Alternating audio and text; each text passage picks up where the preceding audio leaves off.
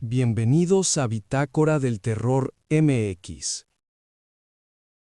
El motor del vaporetto se quejó por última vez, soltando una bocanada de humo negro que se disolvió rápidamente en la bruma de la laguna veneciana. Lucas sintió un escalofrío que no provenía del viento húmedo del Adriático, sino de la mirada del lanchero. El hombre, un veneciano de piel curtida y manos callosas, no se atrevía a mirar más allá de la proa, hacia donde las ruinas de Poveglia emergían del agua como los restos óseos de un gigante hundido.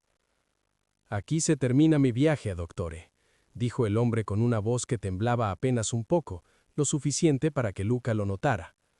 «No me pida que me acerque más al muelle. El suelo de esa isla tiene hambre, y yo todavía tengo hijos que alimentar». Luca no discutió. Ajustó los anteojos sobre el puente de su nariz y apretó el maletín de cuero contra su pecho. Dentro llevaba sus credenciales de la prefectura de salud y las llaves de un lugar que, en teoría, ya no debería existir. Al bajar a la pequeña balsa de remos para los últimos metros, el sonido del agua golpeando el casco era un eco sordo, pesado, como si el líquido fuera más denso en este rincón de la laguna. Al poner un pie en el muelle de madera podrida de Poveglia, el mundo pareció quedarse en silencio. Era octubre de 1924. Venecia quedaba a pocos kilómetros, con sus carnavales, su música y su decadencia dorada. Pero aquí el tiempo se había detenido en un segundo eterno de agonía. Luca miró hacia atrás. La silueta del lanchero ya se alejaba a toda velocidad, dejándolo solo en el lugar más maldito de Italia. El suelo bajo sus botas era extraño. No era tierra firme ni era el barro salino de las otras islas. Era una amalgama grisácea, una ceniza fina que se pegaba al cuero de sus zapatos. Recordó los informes. Se decía que el 50% del suelo de Poveglia era ceniza humana. Siglos de apestados quemados en piras que ardieron durante meses, cuyas cenizas se mezclaron con la tierra hasta formar una capa de muerte sobre la que ahora caminaba. Cada paso que daba era una profanación. Frente a él se alzaba el edificio del sanatorio. Era una mole de ladrillo rojo, coronado por un campanario que se erguía hacia el cielo gris como un dedo acusador. La hiedra muerta colgaba de las fachadas como jirones de ropa vieja. Lucas sacó un pañuelo y se cubrió la nariz. El olor era insoportable. No era el olor a podrido que uno esperaría de un cementerio, sino un aroma dulce, químico y metálico que se filtraba por los poros de la piel. «¿Doctor Rossi?», gritó Luca. Su voz fue devorada por la fachada del edificio sin generar eco. «Soy el doctor Luca Valerio. Vengo de la oficina del ministerio». Nadie respondió, solo el graznido de una gaviota que sobrevolaba el campanario y el susurro del viento colándose por las ventanas rotas. Luca comenzó a caminar hacia la entrada principal. A los lados del sendero vio macizos de flores marchitas que habían sido plantadas con una precisión obsesiva, pero algo estaba mal con ellas. Sus tallos eran gruesos, purpúreos, y las hojas tenían una textura carnosa, casi como piel. Al empujar las pesadas puertas de madera del sanatorio, un chirrido metálico rasgó el silencio. El vestíbulo era inmenso, decorado con un lujo que resultaba obsceno para un manicomio. El mármol del suelo estaba agrietado y de las grietas brotaba ese mismo fluido viscoso y oscuro que Luca había visto en el agua. Lo primero que llamó su atención fue el silencio. Un hospital, incluso uno psiquiátrico, tiene sonidos. El arrastrar de pies, el murmullo de los enfermeros, los lamentos de los internos. Aquí no había nada. Entró en la oficina de recepción. Sobre el escritorio, un registro diario permanecía abierto. La última entrada databa de hacía 3 semanas. El paciente 0 ha dejado de rechazar el suero. Su temperatura basal ha caído a los 15 grados centígrados. Dice que escucha el latido del corazón de la isla. Yo también empiezo a escucharlo. Luca sintió un nudo en el estómago. Rossi era conocido por ser un hombre de ciencia, un pionero en la neurología, pero esas palabras sonaban a la delirante prosa de un hombre que ha perdido el contacto con la realidad. Avanzó por el pasillo principal, donde las puertas de las celdas estaban abiertas de par en par. Al asomarse a una de ellas, vio que las sábanas de la cama estaban húmedas, pero no de agua. Estaban cubiertas de una mucosidad transparente que brillaba débilmente en la penumbra. Subió al segundo piso, hacia el ala administrativa. Cada paso en las escaleras de madera crujía con una intensidad que lo hacía detenerse, con el corazón martillando contra sus costillas. En las paredes, los retratos de los antiguos directores del sanatorio parecían seguirlo con la mirada. Pero no eran los cuadros lo que lo inquietaba, sino las sombras. En Poveglia, las sombras no parecían obedecer a la luz de su lámpara de aceite, se estiraban de forma independiente, como si tuvieran voluntad propia. Llegó a la oficina del doctor Rossi. La puerta estaba bloqueada desde dentro. Luca golpeó con fuerza. «Rossi, abra la puerta, sé que está ahí. El gobierno quiere respuestas sobre los suministros de morfina y las desapariciones». Un sonido arrastrado se escuchó detrás de la madera. «Shh, shh», como si alguien estuviera moviendo un saco lleno de carne mojada. Luego una voz que no parecía venir de una garganta humana, sino de un instrumento de viento lleno de agua, se filtró por la cerradura. «No puede entrar, Luca. Todavía no. El proceso de ayuno no ha terminado». «¿De qué habla, Rossi? ¿Dónde están los pacientes? ¿Dónde está el personal?» Luca apoyó el hombro contra la puerta, sintiendo una vibración extraña que recorría la madera. «Se han ido». La voz de Rossi sonó quebrada, un sollozo seco. O más bien, se han convertido en la base. El espécimen necesitaba alimento para la metamorfosis, pero la carne humana es débil, se quema rápido. Necesitaba algo que soportara la presión de las profundidades, algo que pudiera vivir en la ceniza y en la sal. Luca, harto de los acertijos, dio una patada a la puerta. El pestillo cedió con un chasquido seco. La oficina estaba en penumbra, iluminada solo por la luz mortecina que entraba por el ventanal que daba a la laguna. El escritorio estaba cubierto de frascos de vidrio. Algunos contenían órganos que Luca no pudo identificar, otros estaban llenos de una sustancia negra que parecía moverse por sí sola. Rossi estaba sentado en su silla, de espaldas a la puerta. Su bata blanca estaba amarillenta, manchada de ese fluido verde que Luca había visto antes. «Gírese, doctor», ordenó Luca, sacando una pequeña pistola de bolsillo de su maletín. No era un hombre violento, pero la atmósfera de la isla lo estaba empujando a un estado de alerta primario. Rossi giró la silla lentamente. Luca tuvo que hacer un esfuerzo sobrehumano para no gritar. El rostro de Rossi estaba parcialmente transformado.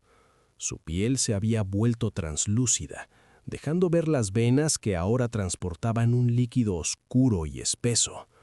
Sus párpados habían sido cosidos con hilo quirúrgico, pero debajo de la piel, sus globos oculares se movían con una agilidad frenética. «Lo encontramos en las fosas de la peste, Luca», susurró Rossi, con la boca llena de una saliva negra. No era un virus, era algo que dormía en los huesos de los muertos, una chispa de vida que no necesita oxígeno. Lo llamamos el hombre de las aguas, pero él tiene nombres mucho más antiguos. De repente, un golpe seco resonó desde el techo de la oficina. Luca levantó la mirada. El yeso del techo comenzó a agrietarse. Un rastro de humedad verde se extendió rápidamente, formando un círculo justo sobre ellos. «Él tiene hambre, Luca», dijo Rossi, y por primera vez en su voz hubo un rastro de miedo genuino. «Yo traté de controlarlo con ciencia, traté de convertirlo en el soldado perfecto para el Duce, pero no se puede domesticar al abismo, solo se le puede alimentar». Un trozo de yeso cayó al suelo, luego otro. A través del agujero en el techo, Luca vio algo que le heló la sangre. Un par de ojos dorados, inmensos, con pupilas verticales, lo observaban desde la oscuridad del ático. No había odio en esa mirada, solo una necesidad biológica tan antigua como el mundo. Luca dio un paso atrás, tropezando con un estante lleno de libros. La criatura en el techo emitió un sonido que no era un rugido, sino un siseo vibrante que hizo que los frascos de vidrio en el escritorio estallaran simultáneamente. El olor a formaldehído inundó la habitación, mezclándose con el hedor a pantano. «Corre, Luca», dijo Rossi, soltando una risa histérica. «Corre mientras su estómago todavía está ocupado conmigo». Antes de que Luca pudiera reaccionar, Una extremidad larga y grisácea, cubierta de escamas tan finas que parecían terciopelo húmedo, descendió del techo con la velocidad de un látigo. No tenía manos, sino una serie de apéndices membranosos terminados en garras negras. El apéndice se envolvió alrededor del cuello de Rossi. El doctor no luchó, solo cerró los puños mientras era arrastrado hacia el agujero en el techo con una fuerza brutal. Luca escuchó el sonido de los huesos de Rossi rompiéndose al pasar por el estrecho hueco, un crujido seco, como el de una rama muerta al quebrarse. Un chorro de ese fluido negro salpicó el rostro de Luca, quemándole la piel como si fuera ácido. Se quedó solo en la oficina. El silencio regresó, pero ahora era interrumpido por un sonido de masticación lenta y rítmica que venía desde arriba. Crich, crich, crich. Luca limpió su rostro con la manga de su chaqueta, sintiendo el pánico subir por su garganta. Miró hacia el ventanal. La balsa con la que llegó estaba a la deriva, empujada por una corriente antinatural. No había escapatoria. Poveglia lo había reclamado. Salió de la oficina a trompicones, corriendo por el pasillo a oscuras. La luz de su lámpara parpadeaba, amenazando con dejarlo en la negrura total. Mientras corría, notó que las paredes del pasillo estaban cambiando. La pintura se descascaraba para revelar una capa de materia orgánica que latía suavemente. El edificio no era solo una estructura de ladrillo, se estaba convirtiendo en un organismo. Llegó a la escalera, pero al mirar hacia abajo, vio que el primer piso estaba completamente inundado por un agua negra que subía peldaño a peldaño. En la superficie, agua negra, cientos de esas escamas translúcidas flotaban como pétalos de una flor muerta. Subió hacia el campanario, el punto más alto de la isla, con la esperanza de encontrar una señal de socorro o una vía de escape. Sus pulmones ardían por el aire viciado. Al llegar a la base de la torre de madera, escuchó un sonido que lo detuvo en seco.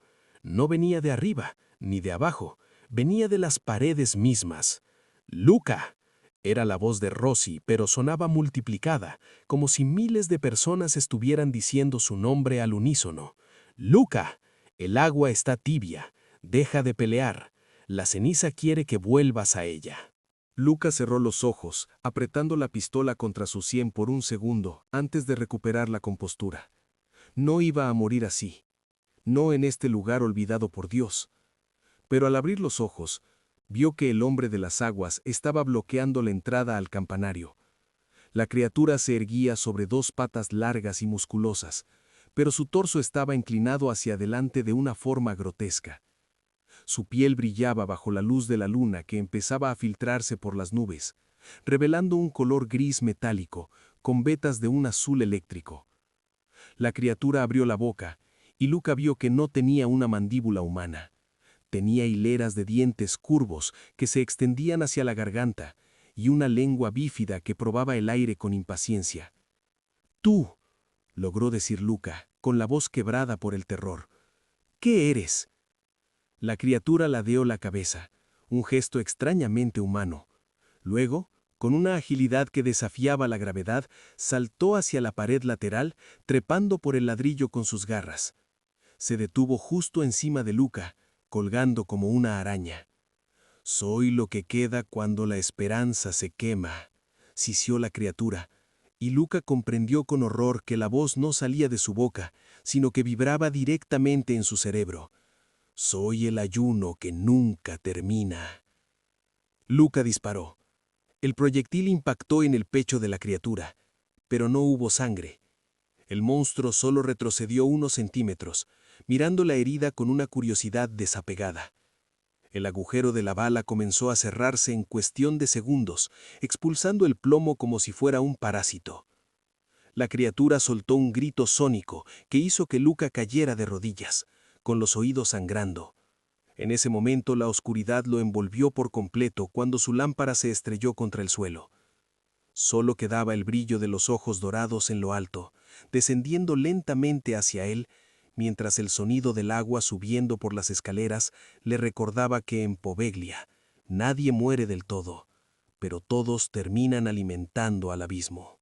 La oscuridad en Poveglia no era una simple ausencia de luz, Era una sustancia física, densa y pegajosa, que parecía filtrarse por los poros de la piel. Tras el estallido de su lámpara, Luca Valerio se quedó sumergido en un vacío absoluto, donde el único punto de referencia eran los dos orbes dorados que flotaban sobre él, parpadeando con una lentitud mecánica. El pitido en sus oídos, residuo del grito sónico de la criatura, se transformó en un zumbido sordo que vibraba en la base de su cráneo. Intentó retroceder, pero sus manos palparon algo que no era piedra ni madera. Las paredes de la torre se sentían ahora como carne curtida, tibia y ligeramente húmeda. La criatura no atacó de inmediato. Se quedó allí, suspendida en las sombras del techo, observándolo con una curiosidad que resultaba más aterradora que una agresión directa.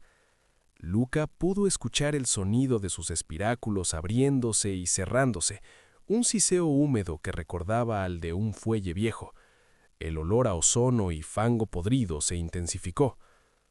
«No te acerques», balbuceó Luca, extendiendo su mano temblorosa que aún sostenía la pistola, aunque sabía que el hierro era inútil contra esa anatomía imposible. El hombre de las aguas soltó un chasquido gutural. En un movimiento tan fluido que desafiaba la percepción humana, se deslizó por la pared y aterrizó a escasos centímetros de Luca. No pesaba. A pesar de su tamaño, sus extremidades membranosas se posaron sobre el suelo de madera sin producir el más mínimo crujido. Luca pudo ver, gracias a la luz de la luna que se filtraba por una claraboya rota, la textura real de su captor. No eran escamas de pez comunes, eran placas óseas superpuestas, de un color gris metálico que absorbía la poca luz ambiente. Bajo la piel translúcida del torso, algo latía con un fulgor azulado, un sistema circulatorio que parecía bombear electricidad en lugar de sangre. De pronto, el suelo bajo los pies de Luca vibró. Un rugido sordo, proveniente de las entrañas de la isla, sacudió la estructura del sanatorio. El agua negra que inundaba el primer piso comenzó a subir con una rapidez alarmante, tragándose los peldaños de la escalera de caracol. La criatura ladeó la cabeza, como si escuchara un llamado profundo, y sin previo aviso lanzó un zarpazo que no buscaba herir a Luca, sino arrebatarle el maletín de cuero. «¡No!», gritó Luca, pero fue en vano. La criatura destrozó el cuero con una sola garra y dejó caer los documentos y frascos al suelo. No buscaba comida, buscaba algo específico. Con una precisión quirúrgica, el monstruo recogió un pequeño frasco de plata que Luca había recuperado del escritorio de Rossi, el suero de adaptación pura. La criatura emitió un sonido que recordaba a un ronroneo distorsionado, una señal de satisfacción que heló la sangre del médico. Sin mediar palabra, el hombre de las aguas envolvió su brazo membranoso alrededor de la cintura de Luca. La fuerza era abrumadora, como si un pistón hidráulico lo estuviera estrujando. Antes de que Luca pudiera gritar, la criatura saltó al vacío, no hacia afuera por la ventana, sino hacia el hueco central de la escalera, sumergiéndose directamente en el agua negra que ya alcanzaba el segundo nivel. El impacto con el agua fue como chocar contra una pared de hielo. Luca cerró los ojos y la boca instintivamente, pero el líquido era aceitoso y se filtraba por sus fosas nasales, quemando como ácido. Pensó que moriría ahogado en segundos, pero la criatura lo arrastraba hacia abajo, hacia las profundidades que no deberían existir en una isla de la laguna. Descendieron por lo que parecía un pozo infinito, pasando por niveles del sanatorio que no figuraban en los planos oficiales. Luca abrió los ojos bajo el agua y lo que vio lo empujó al borde de la locura. No estaban en un sótano común. Las paredes de ladrillo habían sido reemplazadas por una arquitectura orgánica, una amalgama de coral negro, huesos humanos incrustados y maquinaria de bronce oxidada que burbujeaba fluidos extraños. Era una colmena. Cientos de capullos translúcidos colgaban del techo sumergido, y dentro de ellos figuras humanas se retorcían en una agonía silenciosa. Eran los pacientes desaparecidos, los enfermeros, los soldados. todos en diferentes etapas de una transformación grotesca. A algunos les brotaban aletas dorsales de la columna vertebral, otros tenían los ojos fusionados en una sola lente dorada. La criatura se detuvo en una cámara circular que parecía ser el corazón del sistema. En el centro, un enorme tanque de presión de la época victoriana estaba conectado a las paredes mediante arterias de caucho y cobre. Dentro del tanque, suspendido en un fluido luminiscente, estaba lo que quedaba del Dr. Rossi, o al menos su cabeza, y parte de su torso fusionados mecánicamente a una red de engranajes que mantenían sus pulmones funcionando de forma artificial. La hembra de las aguas soltó a Luca en una burbuja de aire que se mantenía atrapada contra el techo de la cámara, por una cúpula de cristal. Luca tosió violentamente, expulsando el agua negra de sus pulmones mientras se aferraba a una saliente de metal oxidado. «Bienvenido al laboratorio de la Providencia». Una voz retumbó en la cámara, pero no venía de la criatura, sino de unos fonógrafos de bronce instalados en las esquinas, conectados directamente al tanque de Rossi. «Rossi, detenga esto», logró articular, tiritando de frío. «Usted es un hombre de medicina, no un carnicero». La cabeza de Rossi, dentro del tanque, abrió los ojos. No tenían pupilas, solo una bruma blanca. Sus labios se movieron mecánicamente, sincronizados con la voz de los fonógrafos. La medicina es el arte de posponer lo inevitable, Luca. Yo he encontrado la forma de abrazarlo. Lo que ves aquí no es muerte, es la respuesta de Italia al mundo moderno. Un ejército que no necesita dormir, que no necesita comida terrestre, que puede patrullar los abismos de los imperios enemigos. La peste no fue una maldición, fue el fertilizante. Los huesos de los 160.000 muertos en esta isla crearon una cepa de calcio y memoria que solo necesitaba un catalizador. «Usted creó a esa cosa», señaló Luca al hombre de las aguas, que ahora insertaba el suero de plata en una válvula del tanque central. «Él es el primero, mi Adán de las profundidades», dijo Rossi con una inflexión de orgullo demencial. «Pero necesita estabilidad. El hambre que viste arriba es el resultado de un metabolismo acelerado. Consume a los hombres porque busca su conciencia, busca sus recuerdos para no perderse en la marea del instinto. Te traje aquí porque necesito tu mente, Luca. Tu conocimiento de la anatomía nerviosa es el puente que me falta para estabilizar la conexión entre la carne y el coral». Luca sintió que el suelo bajo él se movía. No era el suelo, era una de las manos membranosas de la criatura que lo rodeaba suavemente, casi con ternura, mientras lo levantaba hacia una mesa de operaciones hecha de hueso de ballena y acero. «No me obligará a ayudarlos», escupió Luca, buscando desesperadamente algo con qué defenderse. Sus dedos rozaron un escalpelo de obsidiana que rezababa sobre una bandeja de instrumentos. «No necesito tu voluntad, solo tu sistema nervioso. Verás, el hombre de las aguas no solo se alimenta de carne, se alimenta de la sinapsis. Cuando te integre al sistema, serás tú quien guíe sus movimientos. Serás el cerebro de la nueva Venecia, una ciudad que ya no mirará al cielo, sino al fondo de la fosa». La criatura lo depositó sobre la mesa. Unas correas de piel de raya, frías y ásperas, se ajustaron automáticamente alrededor de sus muñecas y tobillos. Luca luchó, pero la fuerza de los mecanismos era absoluta. El hombre de las aguas se inclinó sobre él, y por un segundo, Luca vio un destello de algo parecido a la tristeza en esos ojos dorados. La criatura emitió un silbido bajo, una frecuencia que hizo que los dientes de Luca vibraran.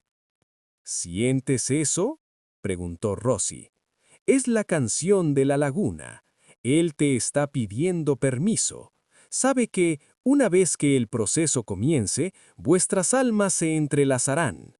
Él obtendrá tu humanidad, y tú obtendrás su eternidad». Luca cerró los ojos con fuerza, tratando de encontrar un rastro de lógica al cual aferrarse. Recordó los informes de la prefectura. las advertencias del lanchero, las cenizas que crujían bajo sus pies. Todo cobraba un sentido macabro. El gobierno italiano no quería detener a Rossi. Querían ver si el horror funcionaba. Él no era un inspector, era el componente final de una maquinaria de guerra biológica. «Si muero aquí», dijo Luca en un susurro, «nadie sabrá lo que hicieron. Borrarán su nombre de la historia». «Oh, Luca, en Poveglia, el tiempo no es una línea, es un ciclo de mareas». La voz de Rossi se volvió más profunda, casi musical. «Nadie es olvidado si su esencia nutre el arrecife». El hombre de las aguas extendió una de sus garras. No era para desgarrar, sino para realizar una incisión precisa. La punta de la garra, afilada como un diamante, se posó sobre la frente de Luca. El frío del contacto fue tal que el médico sintió que su cerebro se congeló. Justo cuando la piel estaba a punto de ceder, una alarma comenzó a sonar en la cámara. Una de las arterias de caucho que conectaba el tanque de Rossi con las paredes de coral comenzó a pulsar violentamente. Un líquido rojo oscuro, sangre humana real, empezó a mezclarse con el fluido azul del sistema. «¡No!», gritó Rossi a través de los fonógrafos. «¡El rechazo tisular! ¡El paciente cero está reclamando la fuente!».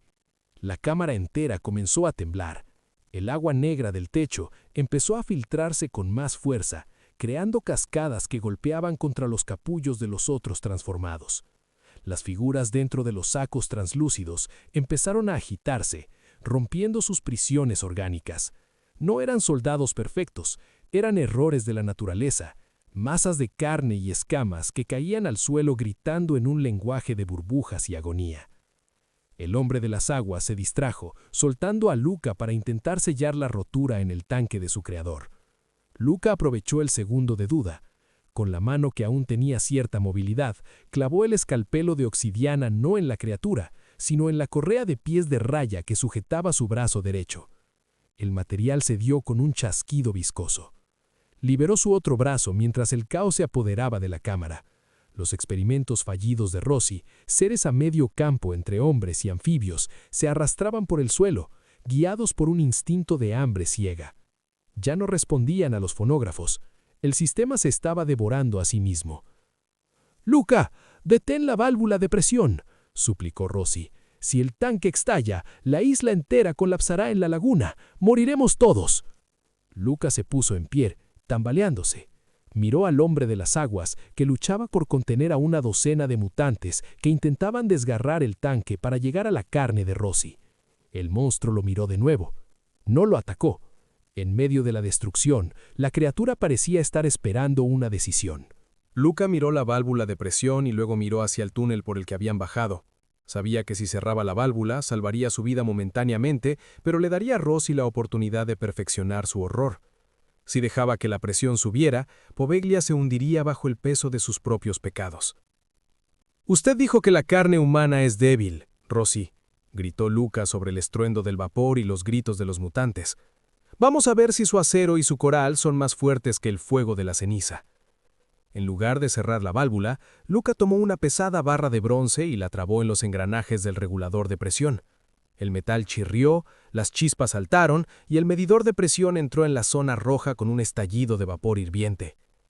«¡Maldito seas, Valerio!», fue lo último que dijeron los fonógrafos antes de que un cortocircuito lo silenciara para siempre.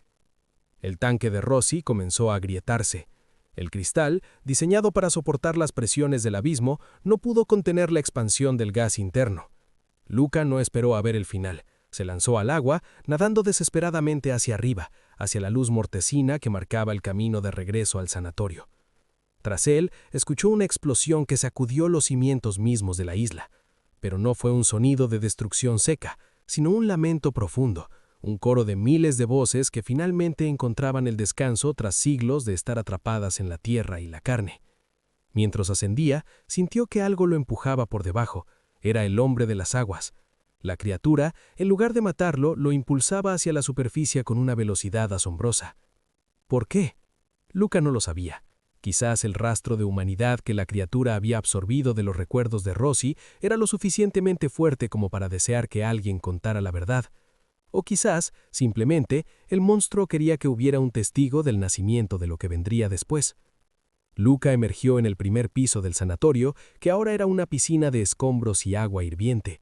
El edificio se estaba inclinando hacia el lado este, hundiéndose lentamente en el fango de la laguna. Corrió hacia la salida, saltando sobre las grietas que se abrían en el mármol del vestíbulo. Cuando llegó al muelle, el sol ya se había ocultado por completo. La laguna estaba en calma, pero el agua alrededor de Poveglia estaba hirviendo. El campanario, el último vestigio del poder de la isla, se quebró y cayó al agua con un estruendo que recordó a Luca el cierre de una tumba. Se sentó en el muelle, jadeando, mirando cómo el sanatorio desaparecía bajo la superficie. Por un momento, creyó que todo había terminado. Pero entonces, a unos metros de él, la superficie del agua se rompió sin hacer ruido. Los ojos dorados del hombre de las aguas emergieron, observándolo por última vez. La criatura no se hundió, se quedó allí, flotando, con el frasco de suero de plata aún sujeto en una de sus garras membranosas. El monstruo emitió un último silbido, un sonido de despedida o de promesa, y luego se sumergió, desapareciendo en las corrientes profundas que llevaban directamente hacia los canales de Venecia. Luca se miró las manos. En su frente, donde la garra de la criatura lo había tocado, sentía un calor punzante. Se tocó la piel y sintió algo duro, una pequeña escama translúcida que empezaba a brotar de su carne. Poveglia se había hundido, pero la semilla del abismo ya estaba en camino hacia la ciudad. Y Luca Valerio era el primer portador de un cambio que ningún gobierno podría ocultar por mucho tiempo. El frío que Luca Valerio sentía ya no era una agresión externa, sino una condición interna, un nuevo estado de conciencia que redefinía su existencia. Mientras sus extremidades lo impulsaban lejos de las ruinas humeantes de Poveglia, el agua del Adriático dejó de ser un elemento hostil para convertirse en un abrazo cálido y lleno de información. Sus pulmones, ahora transformados en sacos de tejido poroso y eficiente, extraían el oxígeno directamente del líquido espeso y salado. Con cada brazada, Luca sentía cómo la vibración de la laguna le contaba historias. El latido de los motores de los vaporetos a kilómetros de distancia, el roce de los bancos de peces contra los pilotes de madera, y sobre todo, el rastro de energía eléctrica que el hombre de las aguas dejaba tras de sí, como una cicatriz de neón en la oscuridad del fondo marino. La mutación, acelerada por la cercanía de la fuente y la violencia del colapso en la cámara de Rossi, estaba reclamando su humanidad a una velocidad aterradora. Luca ya no nadaba como un náufrago, se deslizaba como un rayo de plata, con una gracia depredadora que lo asustaba y lo fascinaba por igual. Al acercarse a la costa del Lido, emergió lo suficiente para orientarse. El cielo de Venecia estaba teñido de un naranja artificial. Era el reflejo de las luces de la ciudad que se preparaba para la semana cumbre del carnaval. Pero para Luca, el aire se sentía delgado, rancio, como si estuviera tratando de respirar a través de un paño sucio. Sus ojos, ahora dotados de un tapetum lucidum que le permitía ver en la negrura total, captaban el mundo en tonos de azul y oro, revelando el rastro de mucosidad luminiscente que las otras criaturas habían empezado a dejar en los canales principales. Logró subir a un muelle apartado, oculto tras los almacenes de carbón del arsenal. Al ponerse en pie, el peso de la gravedad le resultó insoportable. Sus huesos, ahora más densos y flexibles, crujieron bajo el esfuerzo de sostener su nueva masa muscular. Se miró las manos bajo la luz de una farola de gas que parpadeaba con pereza. La piel de sus dedos se había fusionado hasta la mitad del primer nudillo con membranas translúcidas, y sus uñas se habían convertido en garras de una queratina negra y afilada como el cristal. Pero lo más inquietante era su rostro. Se tocó la frente y sintió la aspereza de las escamas que ya cubrían su sien derecha, extendiéndose hacia el ojo. «Tengo que avisar», susurró, pero su voz salió como un siseo burbujeante, una distorsión mecánica que le recordó a la voz de la criatura en la torre. Caminó por las calles más estrechas, evitando las plazas iluminadas. Venecia era un hervidero de gente. Hombres con capas de seda negra y máscaras de bauta caminaban junto a mujeres con vestidos de encaje y rostros de porcelana blanca. Para ellos, el misterio era un juego, una estética de la decadencia. No sabían que el verdadero misterio, el que no tenía rostro ni compasión, ya estaba reptando por los escalones de mármol de sus palacios. Luca llegó a la plaza de San Marcos y se ocultó tras las columnas de la Loyeta. La música de una orquesta de cámara flotaba en el aire, pero Luca no escuchaba la melodía, escuchaba el ritmo de los corazones de la multitud, miles de tambores de carne que pronto serían silenciados. De repente, el primer signo del fin se manifestó. Una de las góndolas, que transportaba a un grupo de aristócratas austriacos, volcó en medio del gran canal. No hubo un choque ni una ola, simplemente algo desde abajo la agarró y la succionó hacia las profundidades. Unos segundos después, el agua comenzó a burbujear con una efervescencia violenta. Lo que emergió no fueron las víctimas pidiendo ayuda, sino figuras que portaban las ropas de los desaparecidos, pero cuyos movimientos eran espasmódicos, como marionetas cuyos hilos estaban siendo manejados por un titán invisible. Eran los neófitos de Rossi, los pacientes de Poveglia que habían completado su ciclo. Sus rostros, ocultos por las máscaras que ahora parecían fundidas a su piel, se abrían en hendiduras laterales para revelar hileras de dientes curvos. El pánico estalló con una lentitud onírica. La gente tardó en comprender que no era parte de una representación teatral. Solo cuando el primer oficial de policía fue partido en dos por un zarpazo que surgió de una alcantarilla, el grito de Venecia se unió en una sola nota de horror.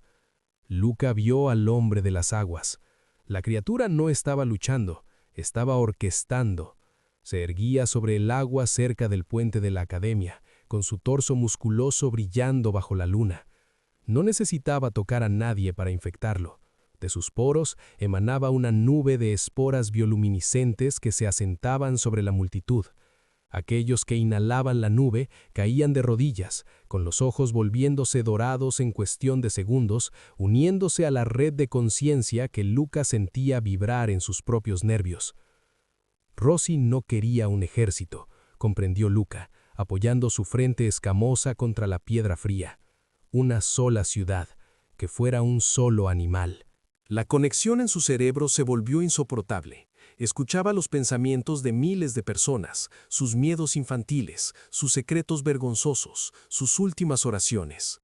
Todo estaba siendo procesado por el hombre de las aguas, digerido para alimentar la inteligencia de la colmena.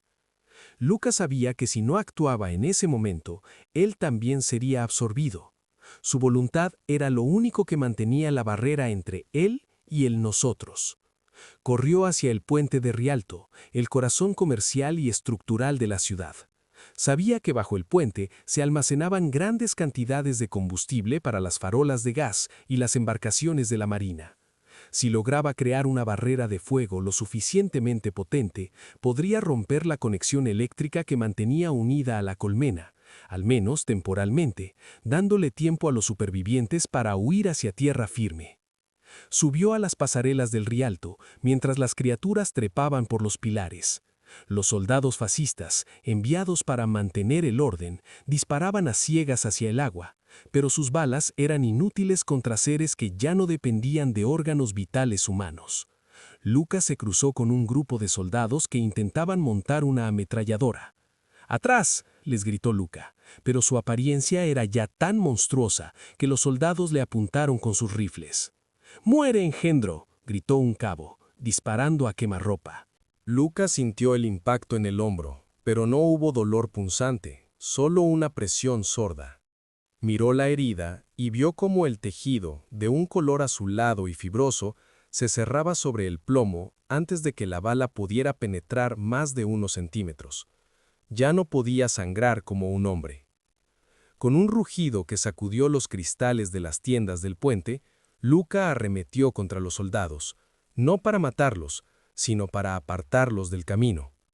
Su fuerza era tal que los lanzó por encima de las barandillas como si fueran muñecos de paja. Llegó a los depósitos de aceite. Eran barriles de hierro apilados con descuido. Con sus garras, desgarró el metal como si fuera papel, dejando que el líquido negro y viscoso inundara la superficie del puente y fluyera en cascada hacia el gran canal. El olor a petróleo era asfixiante, pero para sus nuevos sentidos era un combustible que prometía purificación. Luca. La voz de la criatura resonó en su mente, suave, seductora. ¿Por qué peleas contra la paz? Aquí no hay dolor. Aquí todos somos uno. El hambre se acaba cuando todos somos la misma boca. Prefiero morir con hambre que vivir como una extensión de tu vacío, respondió Luca en voz alta, aunque sus cuerdas bucales chirriaron. Sacó su encendedor, un pequeño objeto de plata que su padre le había dado al graduarse de médico. Lo miró por última vez, viendo su reflejo deforme en el metal pulido. Ya no quedaba rastro del joven doctor Valerio que creía en la lógica y la cura.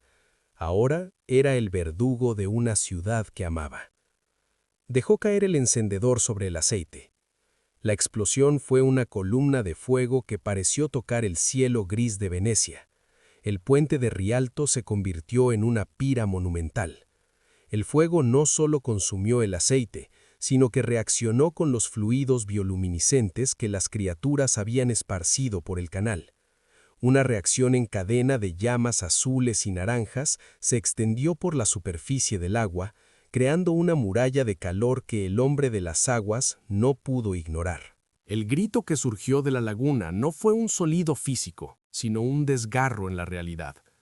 Miles de mentes conectadas sintieron el choque térmico al mismo tiempo. Las criaturas que trepaban por los edificios cayeron al agua, retorciéndose mientras sus tejidos mutados se deshacían ante el calor extremo. El fuego estaba rompiendo la señal, quemando los hilos de la marioneta. Luca estaba en el centro del infierno. El fuego lamía su piel escamosa, pero no lo quemaba como a los otros. Su nueva fisiología, diseñada para resistir las presiones extremas y las temperaturas de las chimeneas volcánicas del fondo marino que Rossi había estudiado, le otorgaba una resistencia temporal. Desde lo alto del puente ardiente, vio al hombre de las aguas. El monstruo se retorcía en medio del canal, con su forma eléctrica parpadeando. Por un instante, a través de la distorsión del calor, Luca no vio a una criatura, sino a Rossi. Vio al hombre que había permitido que el dolor de miles de muertos por la peste se convirtiera en su motor.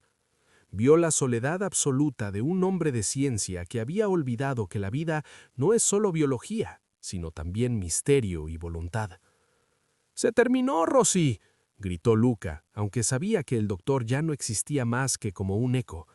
«¡Vuelve al abismo de donde nunca debiste sacarnos!». El puente empezó a colapsar.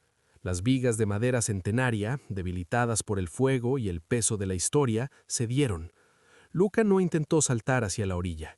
Sabía que no había lugar para él en la Venecia de los hombres ni en la Venecia de las sombras. Su destino estaba en el equilibrio imposible entre ambas. Se dejó caer junto con los escombros ardientes del Rialto hacia las aguas negras. El impacto fue brutal, pero el frío del fondo lo recibió con una familiaridad que le devolvió la calma. Bajo el agua, el incendio del puente creaba un techo de luz dorada que iluminaba los cimientos de la ciudad. Vio a las criaturas dispersarse, huyendo de la zona de calor, volviendo a los túneles y a las fosas que Rossi había excavado bajo la laguna. Nadó hacia la salida del Gran Canal, alejándose de la plaza de San Marcos. Mientras lo hacía, sintió que el hombre de las aguas se retiraba también. La criatura no había muerto, pero estaba herida. La colmena se había fragmentado. La transformación de Venecia se había detenido, pero no se había revertido. Miles de personas ahora caminaban por las calles con una chispa dorada en los ojos, esperando el día en que la marea volviera a subir y la red se reactivara. Luca llegó a las aguas abiertas, más allá del puerto de Malamocco. Allí, donde la profundidad se vuelve absoluta y el silencio es la única ley, se detuvo. Se hundió hasta tocar el fondo, sentándose sobre un lecho de arena y huesos antiguos. Miró hacia arriba y vio la silueta de Venecia reflejada en la superficie, una joya de luces que parecía tan frágil como el cristal. Se miró las manos de nuevo. La transformación se había completado. Sus brazos eran ahora largos y poderosos, cubiertos de una armadura de escamas azul cobalto. Sus ojos, ahora totalmente dorados, podían ver el flujo térmico de la tierra. Ya no era Luca Valerio, era el guardián de las cenizas, el único ser capaz de vigilar lo que dormía bajo la ciudad. Sabía lo que vendría. El gobierno fascista ocultaría el suceso. Dirían que fue un ataque terrorista, un accidente con las tuberías de gas, un brote de locura colectiva. Borrarían los archivos de Rossi y prohibirían el acceso a Poveglia para siempre. Pero Luca se quedaría ahí abajo. Acecharía en las sombras de los canales, cazando a los neófitos que intentaran subir a la superficie para alimentarse, manteniendo a raya el hambre del hombre de las aguas hasta que el tiempo mismo borrara el nombre de Venecia del mapa. En las noches de marea alta, cuando el agua inunda la plaza de San Marcos y los turistas juegan a mojarse los pies, algunos dicen ver una sombra inmensa moviéndose bajo las losas de piedra. Dicen que el agua parece vibrar con una frecuencia que suena a arrepentimiento. Es Luca, que sigue allí, observando a la humanidad a través del velo líquido, recordando el precio de la inmortalidad y el sabor de la ceniza. Venecia sobrevivió al carnaval de 1925, pero la ciudad cambió para siempre. El mar ya no es su aliado, sino su carcelero. Y mientras el fuego de Rialto siga siendo un recuerdo doloroso en la memoria colectiva de la colmena, Luca Valerio seguirá nadando en la oscuridad, un monstruo creado por hombres, protegiendo a los hombres del monstruo que ellos mismos invocaron. El ayuno no ha terminado, solo ha entrado en una larga y gélida hibernación, esperando el día en que la última máscara de porcelana caiga al canal y revele por fin el rostro del abismo que todos llevamos dentro. Gracias por escuchar. Bitácora del Terror, MX. Suscríbete y activa la campana de notificaciones para más historias de terror.